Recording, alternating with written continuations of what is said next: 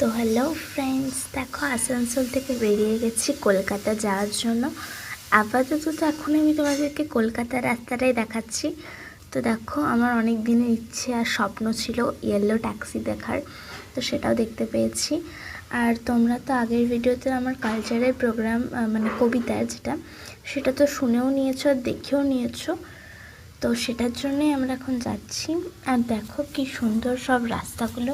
আমার yellow taxi দেখার এটা অনেক অনেক ইচ্ছে ছিল, তো সেই জন্য খুব ভালো লাগছিলো ইয়েলো ট্যাক্সি দেখতে পেয়ে।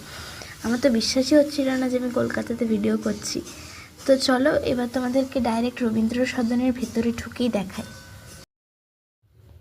তো দেখো, রবীন্দ্র সদনের বাইরে এটা ছিল, যেটা বোঝাচ্ছে গাছেরও প্রাণ আছে। সেখানে আমি একটা ফটো তোলা করিয়েছি আঙ্কেলকে।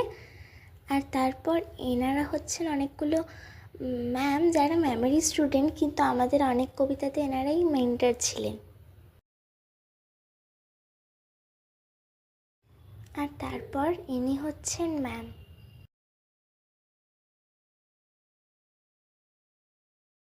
এবং অনেক কবিরা এসেছিলেন।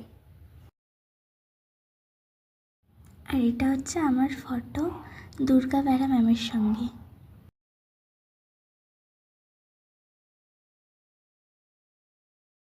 এগুলো হচ্ছে কিছু পারফরমেন্স, যেখানে ম্যাম কবিতা বলছিলেন এবং এই দিদিটা নাচছিলেন, এবং আরও অনেকে ছিল, বাঁশিতে, তারপর বীণাতে।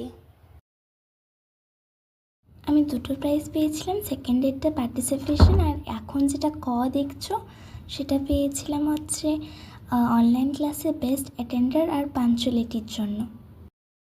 এই দেখো, টিফিনে পেয়ে গেছিলাম একটা ছোট্ট স্মল পিৎজা আর একটা কাপকেক, আর তার পাশেরটার কি নাম সেটা আমি ঠিক জানি না। আর এটা হচ্ছে আমাদের গ্রুপটা, যেটাকে তোমরা হয়তো আগে অনেকবার দেখেওছো। আর সত্যি আমার মা ঠিকই বলে, দেখো সবাই ঠিকঠাক দাঁড়িয়ে আছে, আমি কেমন ওইদিকে ঘুরে আছি। আর এটা হচ্ছে আঙ্কেল, বাবা, মা আর আমার পিকচার।